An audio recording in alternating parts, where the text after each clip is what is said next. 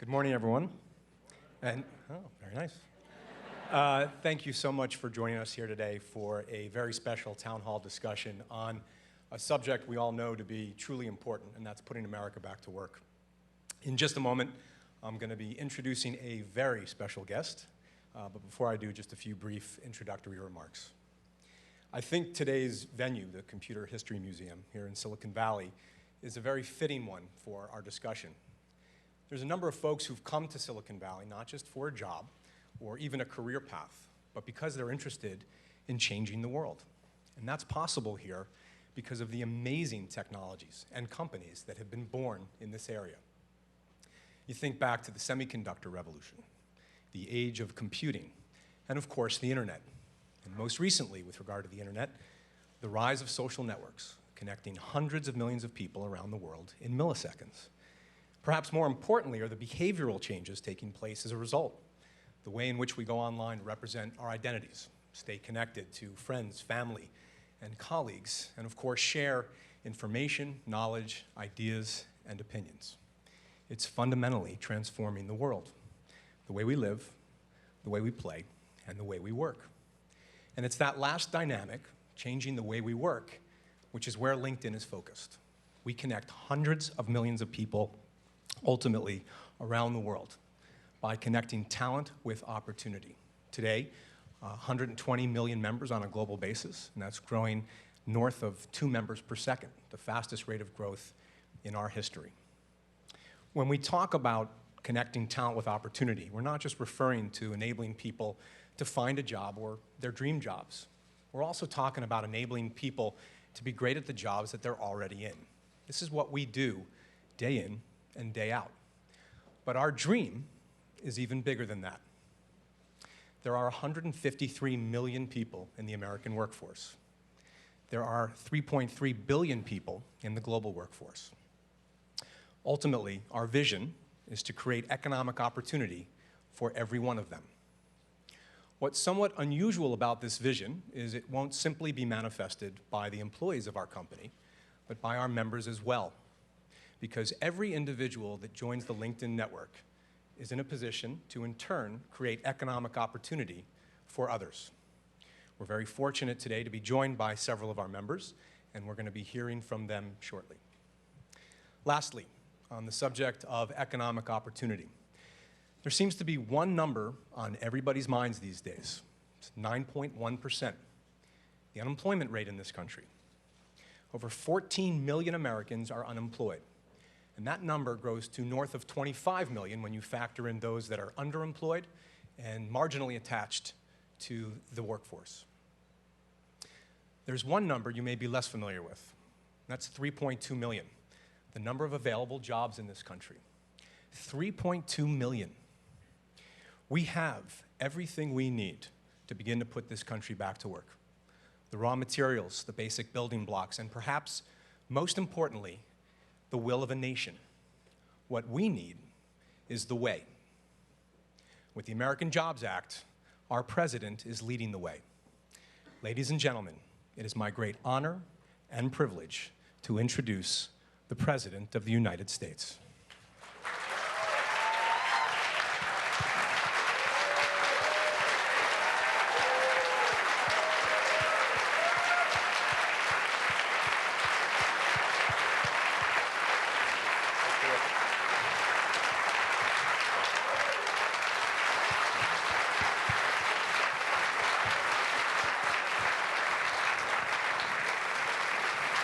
Thank you.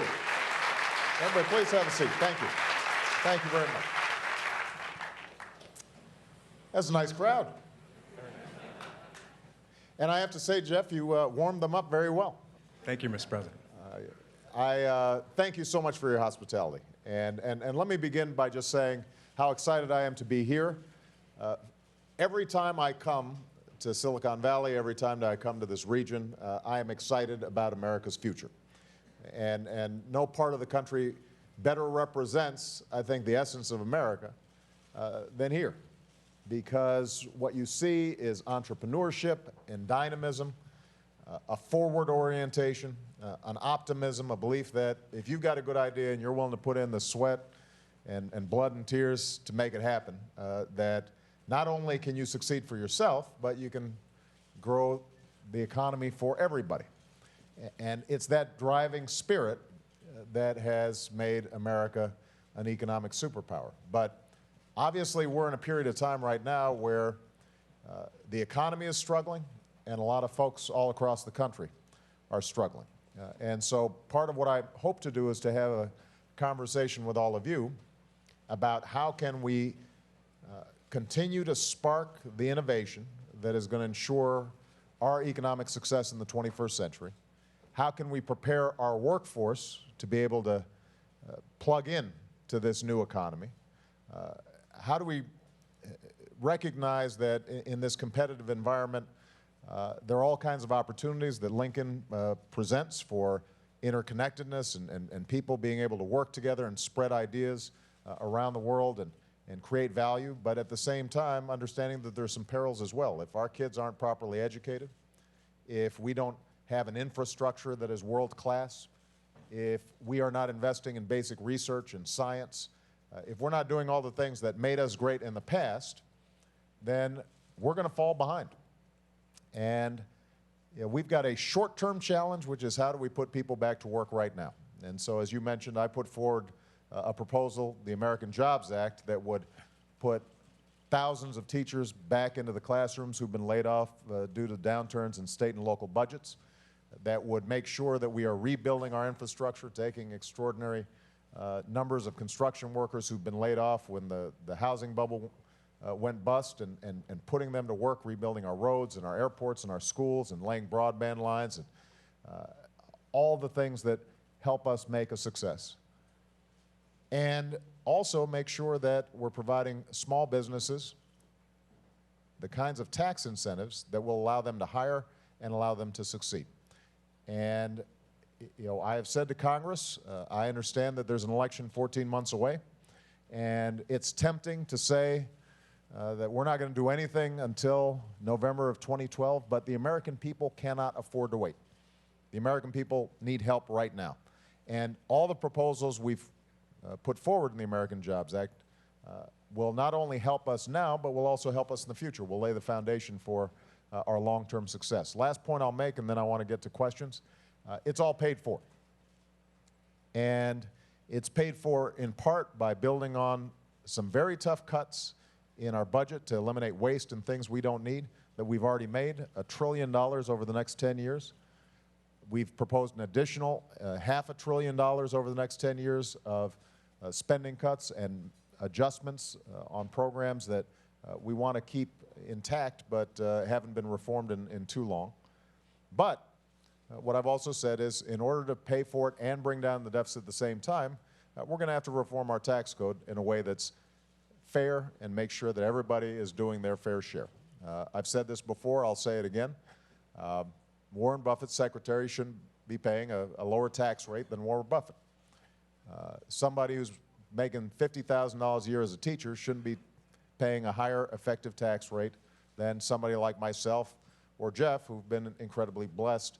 I don't know what you make, Jeff, but I'm just guessing. Who've been blessed by the incredible opportunities of this country.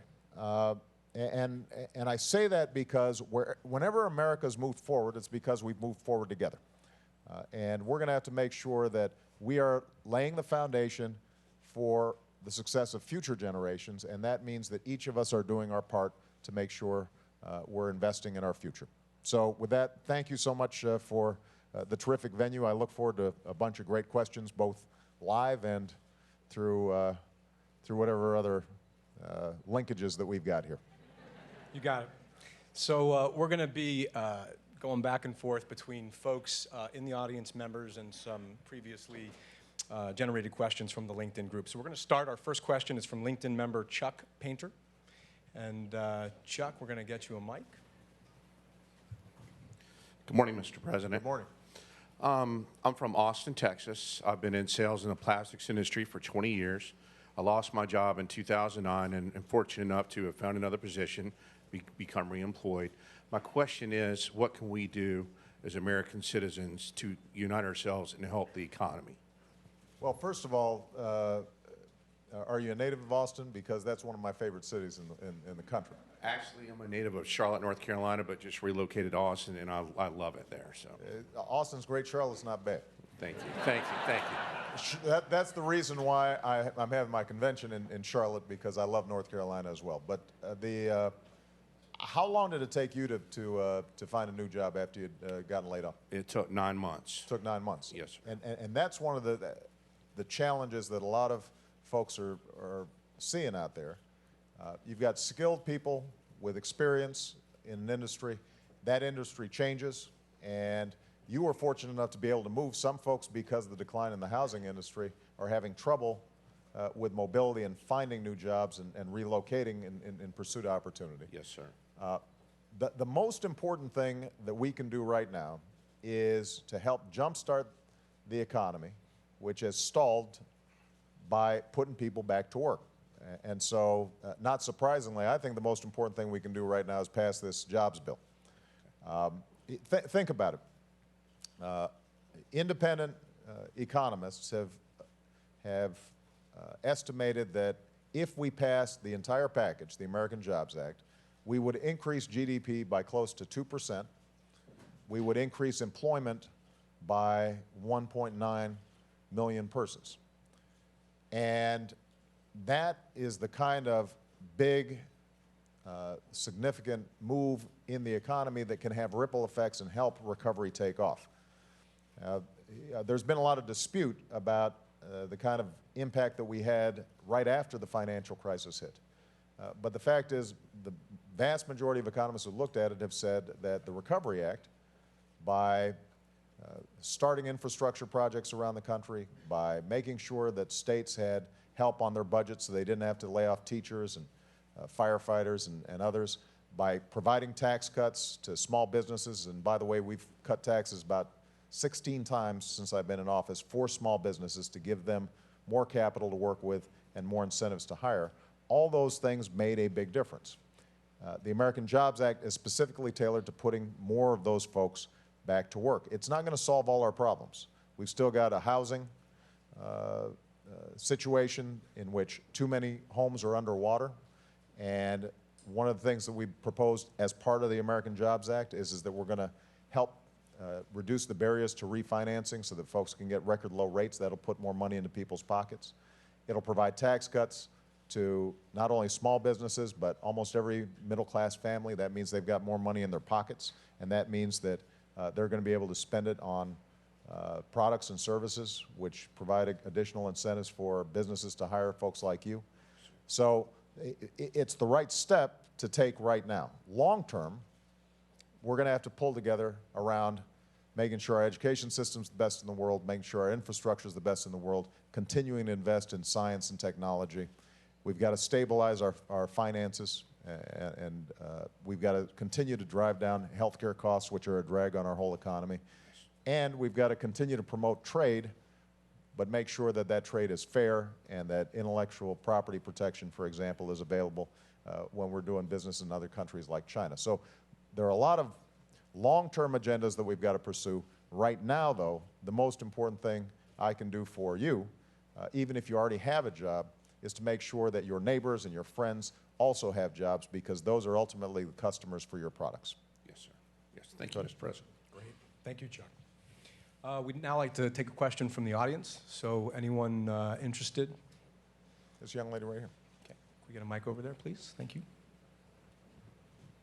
Hi, I have a question actually from my mother, who's going to be 65 next March. And she lives in Ohio, which has a very high unemployment rate. She has a GED, and she's always worked in food service. She's currently unemployed, just got approved for Section 8 housing, gets Social Security and food stamps. And she wants to know, when can she get a job, and what's going to happen to Social Security and Medicare? Well, first of all, where does your mom live in Ohio? Mentor. Mentor. What part of Ohio is that? East side of Cleveland. Okay. Tell mom hi. You get points for being such a good daughter and using your question to tell me what's on her mind. Oh, you have no idea.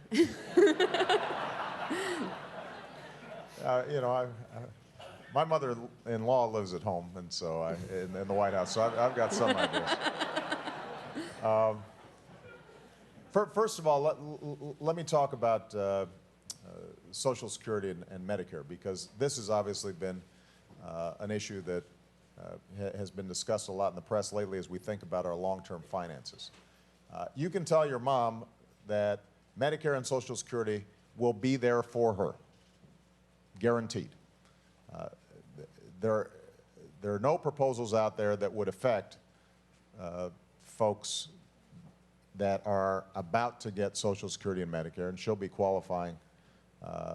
She already is starting to qualify for Medicare, and she'll be qualifying for Social Security fairly soon. Social Security and Medicare together have lifted entire generations of seniors out of poverty, our most important social safety net, and they have to be preserved. Now, both of them have some long-term challenges that we've got to deal with, but they're different challenges. Social Security is actually the easier one. It's just a pure,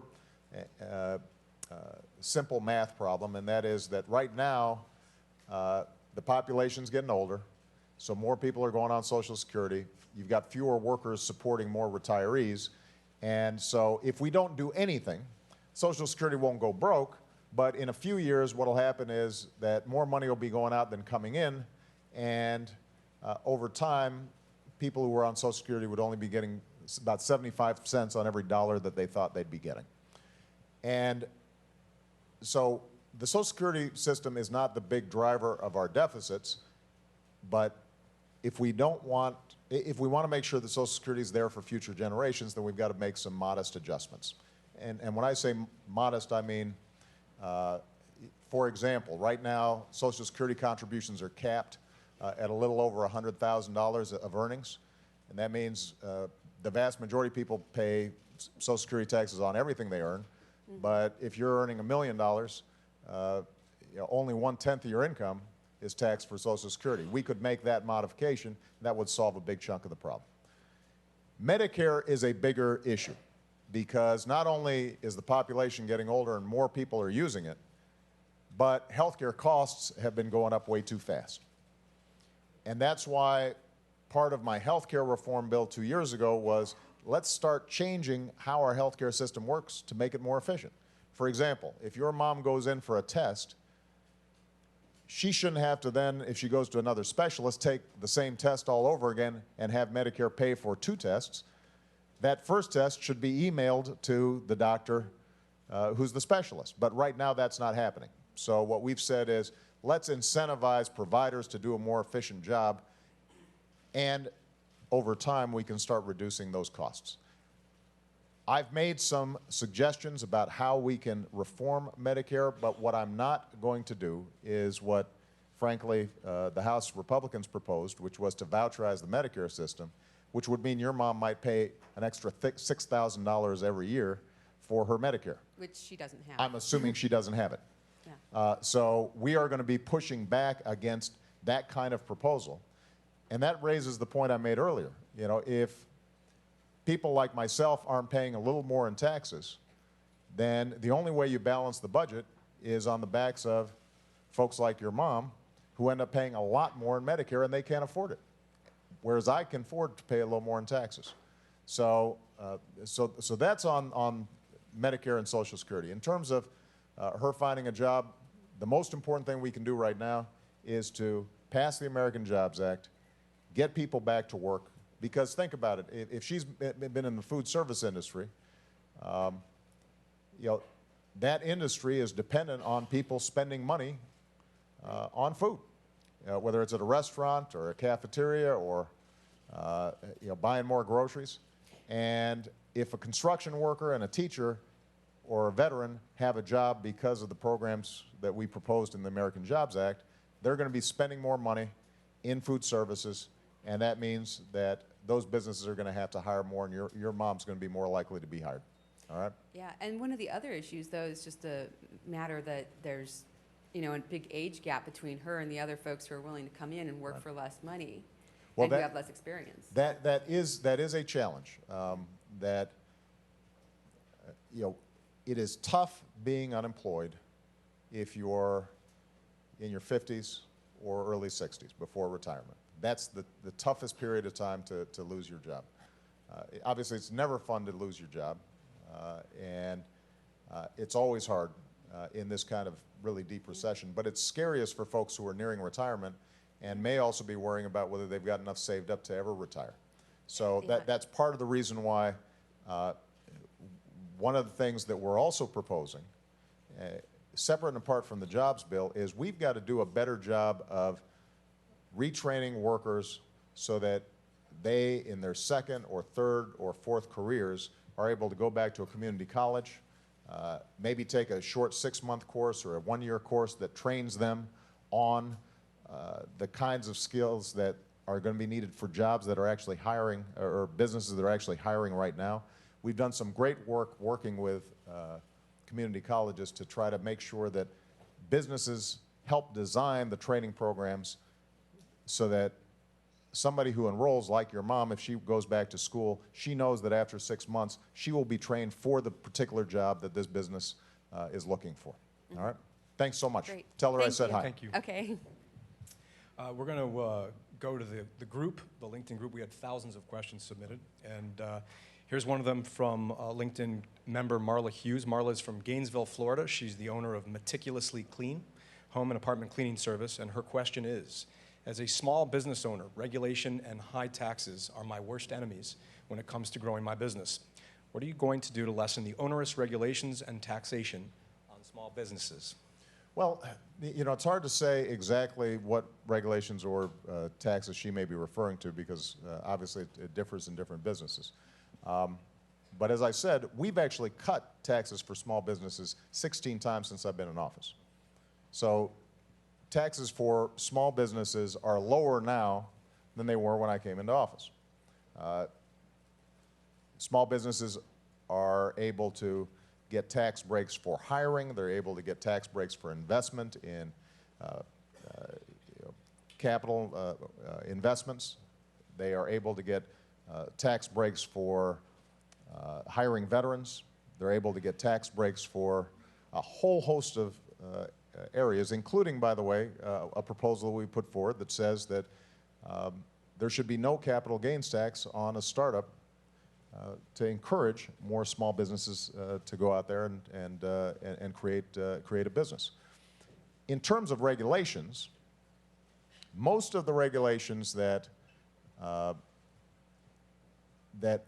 we have been focused on are ones that affect large businesses like utilities, for example, in terms of how they deal with safety issues, environmental issues. We have been putting forward some tough regulations with respect to the financial sector because we can't have a repeat of what happened in 2007. And the fact of the matter is that if what happened on Wall Street ends up having a spillover effect to all of Main Street, it is our responsibility to make sure that we have a dynamic economy, we have a dynamic financial sector, but you know, we don't have a mortgage brokerage operation that ends up providing people loans that can never be repaid and end up having ramifications throughout the system. So, you know, you're going to hear from, I think, Republicans over the next year and a half that somehow if we just eliminated pollution controls or if we just eliminated basic consumer protections, that somehow that in and of itself would be a spur to growth. I disagree with that. What I do agree with is that there's some regulations that have outlived their usefulness. And so what I've done is I've said to all the agencies in the federal government, number one, you have to always take costs as well as benefits into account when you're proposing new regulations. Number two, don't just be satisfied with applying that analysis to new regulations. Look back at the old regulations to see if there's some that we can start weeding out. And we've initiated the most aggressive, what we call look-back provisions when it comes to regulations, where we say to every agency, go through all the regulations that you have on your books that flow through your agencies and see if some of them are still necessary. And it turns out that a lot of them are no longer necessary. Well, let's get rid of them if they've outlived their usefulness. I think that there were some regulations that had to do with the transportation sector, for example, that didn't take into account the fact that everybody operates on GPS now. Well, you've got to adjust and adapt to how the economy is changing and how technology has changed. And we've already identified about $10 billion worth of savings just in the initial review, and we anticipate that that's only going to be a fraction of some of the paperwork and bureaucracy and red tape that we're going to be able to eliminate. But I will never apologize for making sure that we have regulations in place to ensure that your water is clean, that your food is safe to eat, that the peanut butter you feed your kids is not going to be contaminated, making sure that if you take out a credit card, there's some clarity about what it exactly is going to do, and you're not seeing a whole bunch of hidden fees and hidden charges that you didn't anticipate. That's always been part of what makes the marketplace work. Is if you have smart regulations in place, that means the people who are providing good value, good products, good services, those businesses are going to succeed. We don't want to be rewarding folks who are gaming the system or cheating consumers. And I think that's how most American feels about regulation as well. They don't want more than's necessary, but they know that there's some things that we've got to do to protect ourselves and our environment and our children. Thank you for your question, Marla. Now we're going to take a question from LinkedIn member Esther Abeja. Esther is an IT analyst from Chicago, Illinois. There you go. Esther, what is your Chicago's question all right for the too. president? Good morning, Mr. President. Good morning. As just said, I'm from Chicago, recently unemployed, and my fear is that the longer I'm unemployed, the harder it is going to be for me to get employed. It seems that nowadays employers are hiring people who are currently employed because they're in touch with their skill set. What programs do you think should be in place for individuals such as myself to keep in touch with our skills, be in demand, marketable, and eventually get hired? Well, first of all, you obviously are thinking ahead about how to keep your skills up, and the most important thing you can do is to make sure that, whether it's through classes or online training or what have you, that you're keeping your skill sets sharp. We, as part of the American Jobs Act, are actually supporting legislation in Congress that says employers can't discriminate against somebody just because they're currently unemployed. Because that doesn't seem fair. That doesn't make any sense. But the most important thing probably we can do for you is just make sure that the unemployment rate generally goes down, the labor market gets a little tighter, so that employers start looking beyond just the people who are currently employed to folks who have terrific skills and just have been out of the market for a while. So passing the American Jobs Act is going to be important. There's legislation in there that says you can't be discriminated against just because you don't have a job. The one other thing that we can do is, during this interim, as you're looking for a job, making it easier for you to be able to go back to school if you think there's some skill sets that you need, making it economical for you to do it. One of the things that we did during the last 2.5 years, it used to be the student loan program was run through the banks. And even though the federal government guaranteed all these loans, so the banks weren't taking any risks, they were taking about $60 billion out of the entire program, which meant that there was less money to actually go directly to students. We ended that. We cut out the middleman, and we said, let's use that money to expand the availability of Pell Grants, to increase the amount that Pell Grants, each Pell Grant a student could get. And through that process, you've got millions of people all across the country who are able to actually go back to school without incurring the huge debt loads that they had in the past, although obviously the cost of a college education is still really high. But if we can do more to make it easier for you to keep your skills up even when you're not already hired, hopefully that will enhance your marketability to employers in the future. All right? But just looking at you, I can tell you're going to do great. So Thank you. All right, thank you. Thanks, Esther. Our next question is from LinkedIn member Wayne Kulik. Wayne is from Phoenix, Arizona. He spent 25 years flying aircraft for the U.S. Navy and is now program director for American Express. Wayne? Good morning, Mr. President. Good morning, sir. I'm from Phoenix, Arizona, where I'm a program director, as Jeff had said. I retired in 2007. When I retired, networking was essentially how I got all my jobs after retirement. How do you envision the government's role in integrating networking tools to aid veterans that are leaving the service in getting jobs? It's a great question. And first of all, let me thank you for your service to this country. We are very grateful to you for that. Thank you.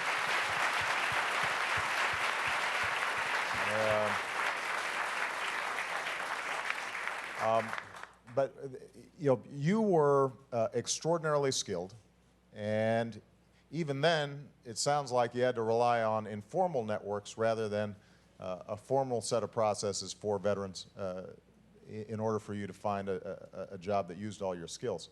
We have not done as good of a job in the past in helping veterans transition out of the armed services as we should have.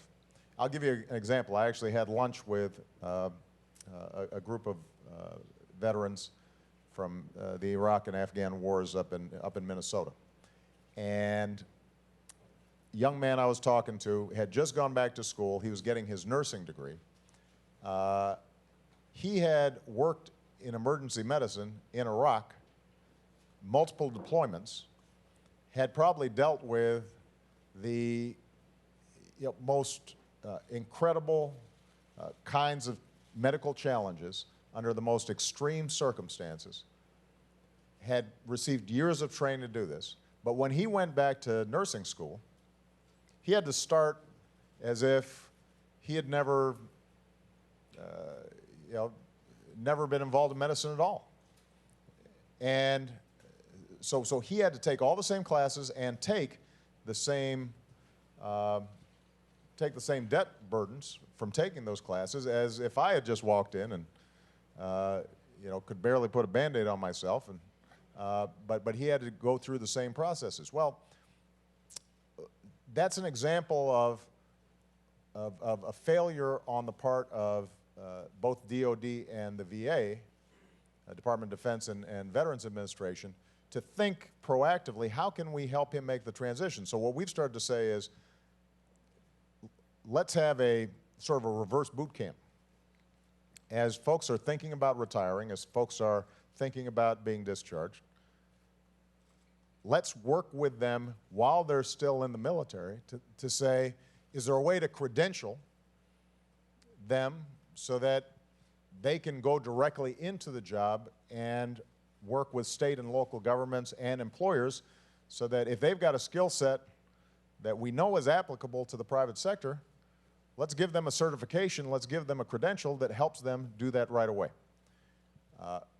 We've also then started to put together a network of businesses, and I actually asked for a pledge from the private sector, and we've got a commitment now that 100,000 veterans will be hired over the next several years. And that creates a network, and maybe they'll end up using LinkedIn, I don't know. But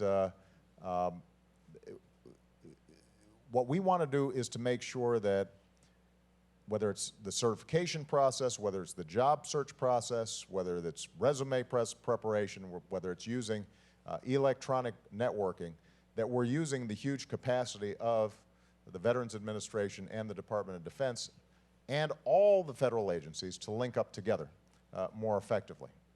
Because not only is the federal government obviously a big employer itself, and we've significantly increased the hiring of veterans within the federal government, including, by the way, disabled veterans and wounded warriors. But the federal government's also a big customer of a lot of businesses. And there's nothing wrong with a big customer saying to a business, you know what, we're not going to tell you who to hire, but here's a list of extremely skilled veterans who are prepared to do a great job and have shown incredible leadership skills. You think of these, you got 23, 24, 25-year-olds who are leading men into battle, who are, handling multi-million-dollar pieces of equipment, and they do so flawlessly. And those leadership skills, those technical skills should be able to translate directly into jobs. And the last thing I'll say is, obviously, the American Jobs Act also would be helpful because it provides additional tax incentives for companies to hire our veterans. Thank you. Thank you.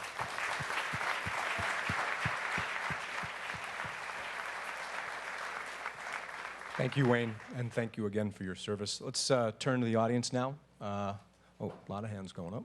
Mr. President, want to pick someone? Yeah, well, you kind of put me on the spot here. The guy in the glasses right back, right in the back here. Why not? Thank you, Mr. President. I don't have a job, but that's because I've been lucky enough to live in Silicon Valley for a while and work for a small startup down the street here that did quite well. So I'm unemployed by choice. My question is, would you please raise my taxes?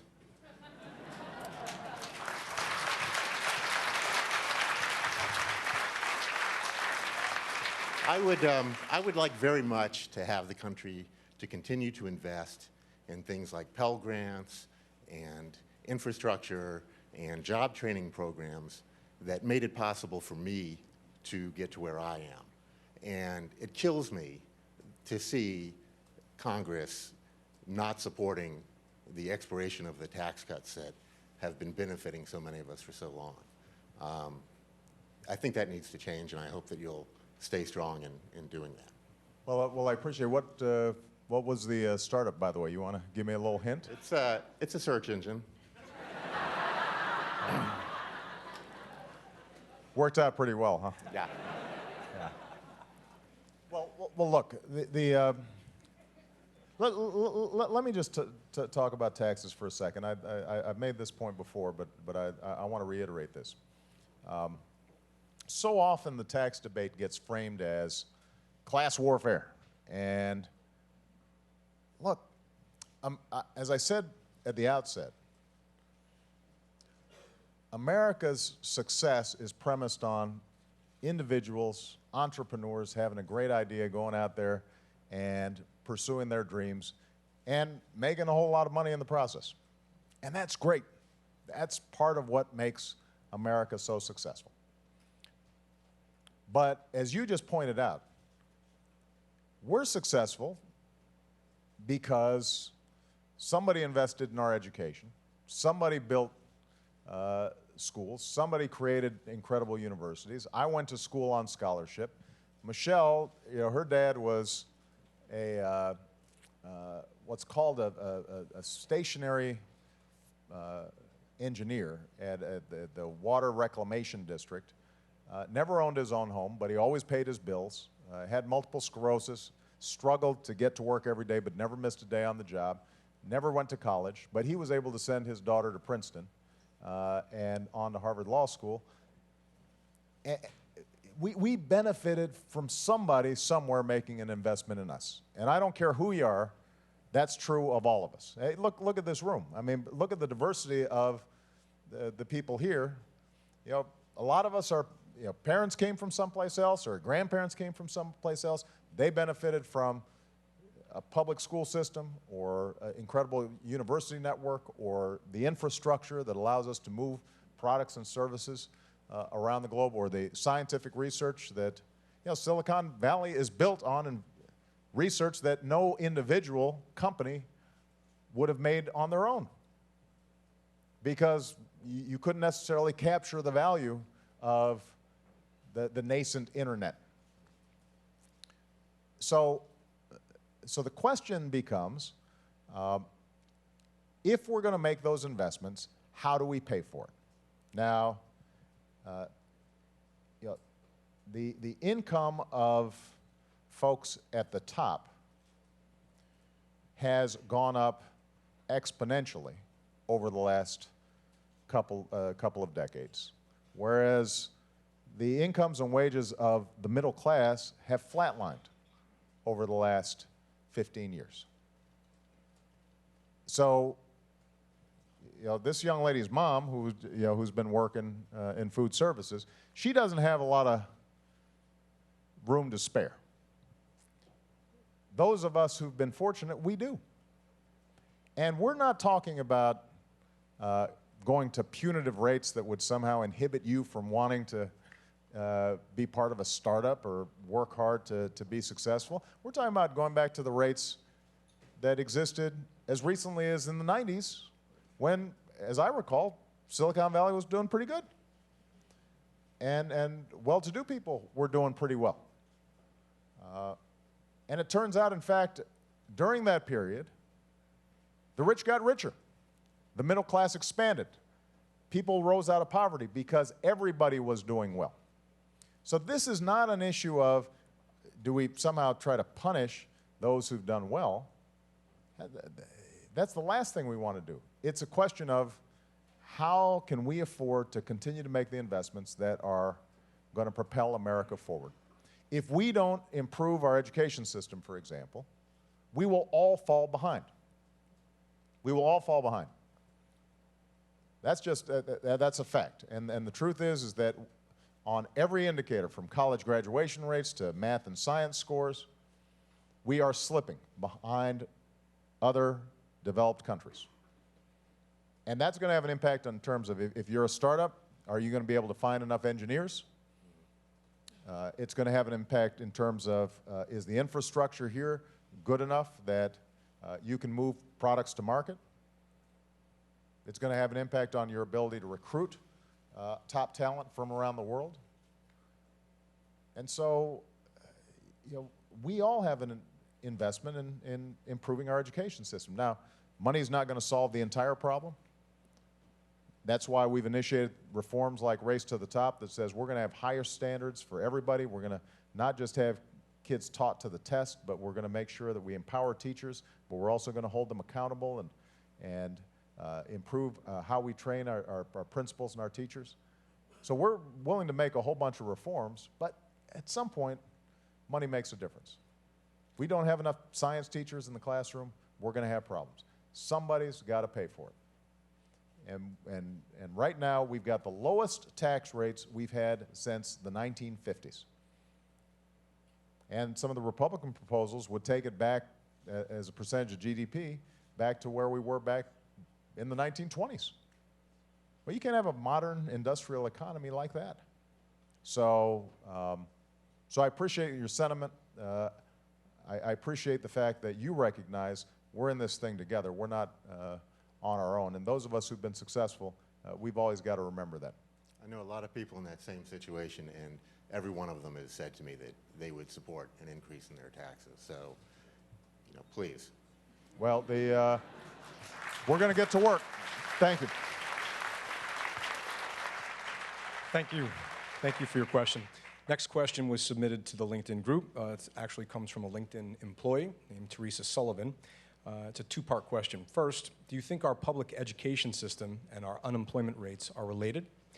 And second, what, if any, overhaul in education is necessary to get Americans ready for the jobs of tomorrow rather than the jobs of 20 years ago?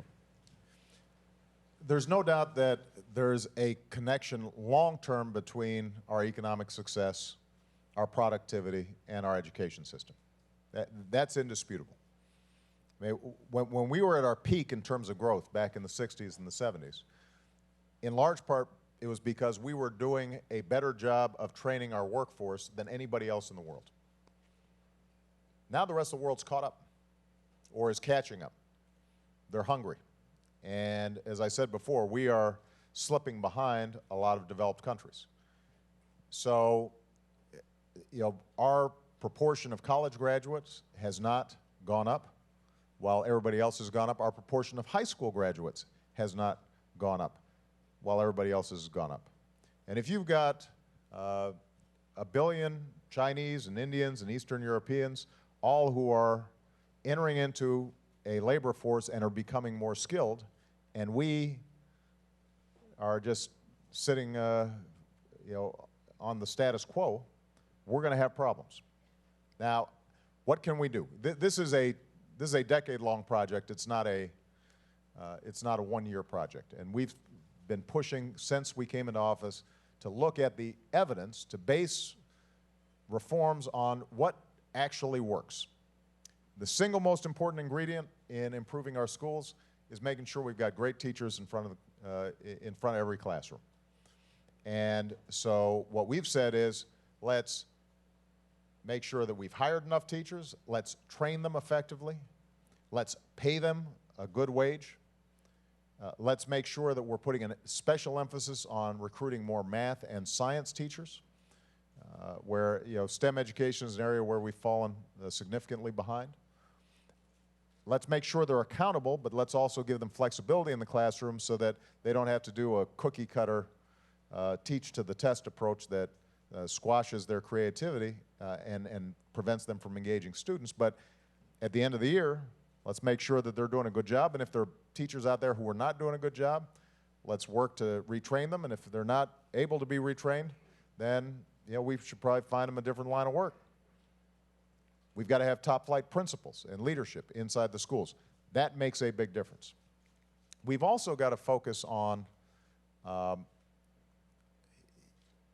there's some schools that are just dropout factories, where less than half of the kids end up graduating. A lot of them, the students are black and brown. But that's also the demographic that's growing the fastest in this country. So if we don't fix those schools, we're going to have problems. So we've said to every state, you know what? Focus on the lowest performing schools and tell us what your game plan is to improve those schools' performance. And it may be that we've got to also, in some cases, rethink how we get students interested in learning. IBM is engaged in a really interesting experience in New York, where they're essentially setting up schools similar to the concept I was talking about with community colleges, where they're saying to kids pretty early on, I think, as early as 8th grade, you know what, we're going to design a program.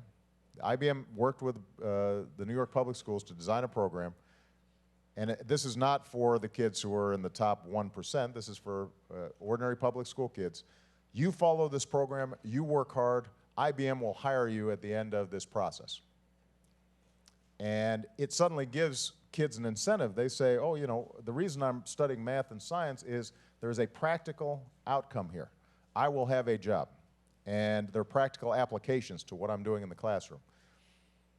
And that's true at high-end jobs, but it's also true, we want to do more to train skilled workers even if they don't have a 4-year degree. It may be that the concept of apprenticeship and the concept of a rigorous vocational approach is incorporated in the high schools so that kids can actually see a direct connection between what they're learning and a potential career. They're less likely to drop out. We're going to see more success. So one last point I'll make about this is George Bush actually was sincere, I think, in trying to improve the education system across the country through something called No Child Left Behind. That said, we're going to impose standards. There's going to be accountability. If schools don't meet those standards, we're going to label them as failures, and they're going to have to make significant changes. The intent was good. It wasn't designed as well as it could have been. In some cases, states actually lowered their own standards to make sure that they weren't labeled as failures. There wasn't enough assistance given to these schools to meet the ambitious goals that had been set. So what we've said is, look, we'll provide states some waivers to get out from under No Child Left Behind if you can provide us with a plan to make sure that children are going to be college and career ready. And we'll give you more flexibility, but we're still going to hold you accountable, and we will provide you the tools and best practices that allow you to succeed. So last point I'll make on this, there is also a cultural component to this, though. We as a country have to recognize that all of us are going to have to up our game, and we as parents have to instill in our kids a sense of educational excellence. We got to turn off the TV set. I know this is dangerous to say in Silicon Valley, but put away the video games sometimes, you know, and all the electronics, and unless it's school related. And we've just got to get our kids more motivated and internalizing that sense of the importance of learning. And if we don't do that, we're going to continue to slip behind, even if some of these school reform approaches that we're taking are successful. Okay. Thank you, Teresa. Our next question comes from LinkedIn member Robert Holly, who is joining us from Charlotte, North Carolina. After a promising career in financial services, Robert was unfortunately recently laid off. Robert, what is your question? Good morning, Mr. President. Morning. As Jeff mentioned, I have a 22-year, very successful career in IT management, but I found myself displaced. And not only that, I look at the statistics for unemployment, 16.7% for African Americans. And my question would be, and not just for the African Americans, but also for other groups that are also suffering, what would be your statement of encouragement for those who are looking for work today? What I would say is just given your track record, given your history, seeing you stand here before this group, you're going to be successful. You've got a leg up on a lot of folks. You've got skills, you've got experience, you've got a track record of success. Right now, your challenge is not you, it's the economy as a whole. And by the way, this is not just an American challenge. This is happening worldwide. So I hope everybody understands. Our biggest problem right now, part of the reason that this year, where at the beginning of the year, economists had estimated, and financial analysts had estimated that the economy was going to be growing at about 3.5%, and that has not happened. In part, it has to do with what happened in the Middle East and the Arab Spring, which disrupted energy prices and caused consumers to have to pull back because gas was getting so high. What's happening in Europe, which they have not fully healed from the crisis back in 2007 and never fully dealt with all the challenges that their banking system faced. It's now being compounded what's happening in Greece. So they're going through a financial crisis that is scaring the world, and they're trying to take responsible actions, but those actions haven't been quite as quick as they need to be. So the point is that economies all around the world are not growing as fast as they need to.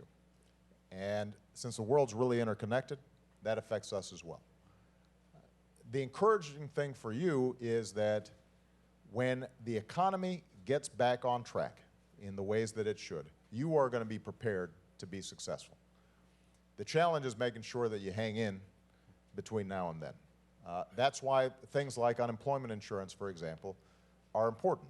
Part of our Jobs Act is to maintain unemployment insurance. It's not an end-all, be-all, but it helps folks meet their basic challenges. And by the way, it also means that they're spending that money and they're recirculating that into the economy, so it's good for businesses generally. Some of the emergency measures that we've been taking and we've proposed to take help to bridge the gap to where the economy is more fully healed.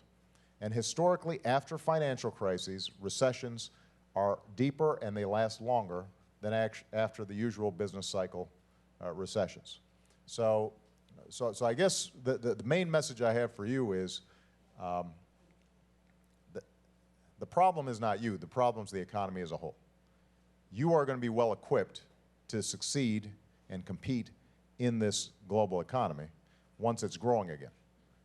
My job is to work with everybody I can, from the business community to Congress to non-for-profits, you name it, to see if we can speed up this process of healing and this process of recovery.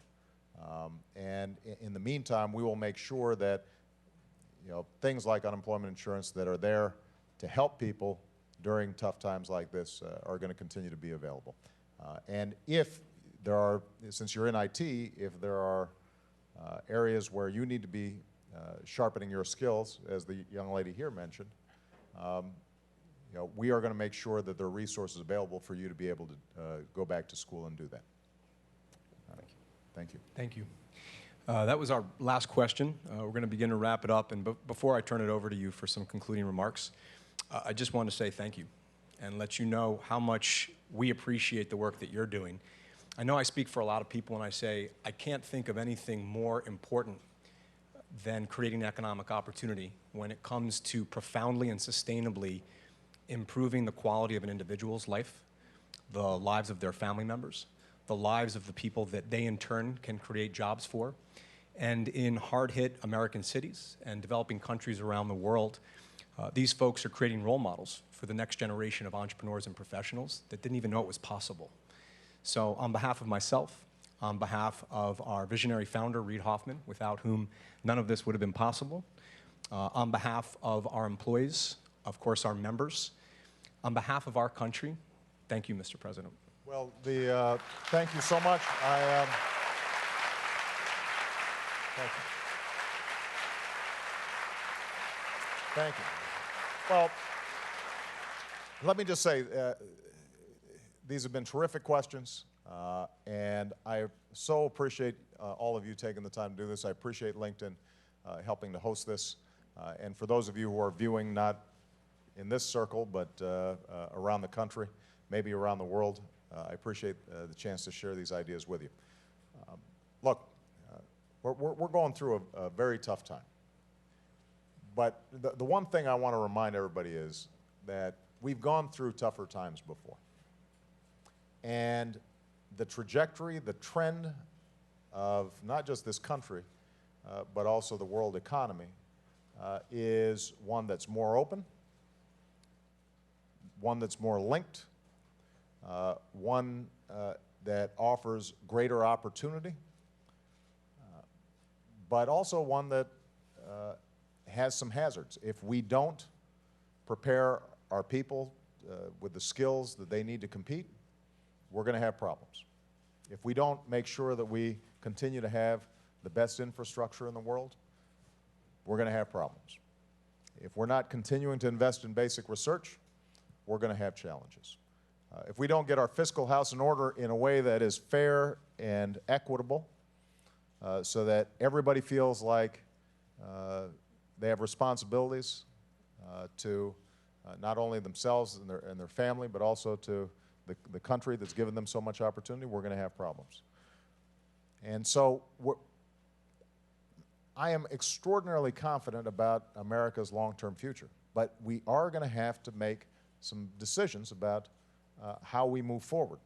And what's striking to me is when we're out of Washington, and I'm just talking to ordinary folks, I don't care whether they're Republicans or Democrats, people are just looking for common sense. The majority of people agree with the prescriptions I just offered. Majority of people, by a wide margin, think we should be rebuilding our infrastructure. The majority of folks, by a wide margin, think that we should be investing in education. Majority of people, by a wide margin, think we should be investing in science and technology. The majority of people think, by a wide margin, that we should be maintaining programs like Social Security and Medicare to provide a basic safety net. The majority of people, by a significant margin, think that the way we should close our deficit is a balance of cutting out those things that we don't need, but also making sure that we've got a tax code that's fair and everybody's paying their fair share. So the problem is not outside of Washington. The problem is that things have gotten so ideologically driven, and everybody's so focused on the next election and putting party ahead of country that we're not able to solve our problems. And that's got to change, and that's why your voices are going to be so important. The reason I do these kinds of events is I want you to hear from me directly, I want to hear from you directly, but I also want your voices heard in the halls of Congress. I need everybody here to be speaking out on behalf of the things that you care about and the values that made this country great. And to say to folks who you've elected say to them, we expect you to act responsibly and not act in terms of short-term political interest, act in terms of what's going to be good for all of us over the long term. If that spirit, which all of you represent, starts asserting itself all across the country, then I'm absolutely confident 21st century is going to be the American century just like the 20th century was. So thank you very much, everybody. God bless you. Thank you, Emily.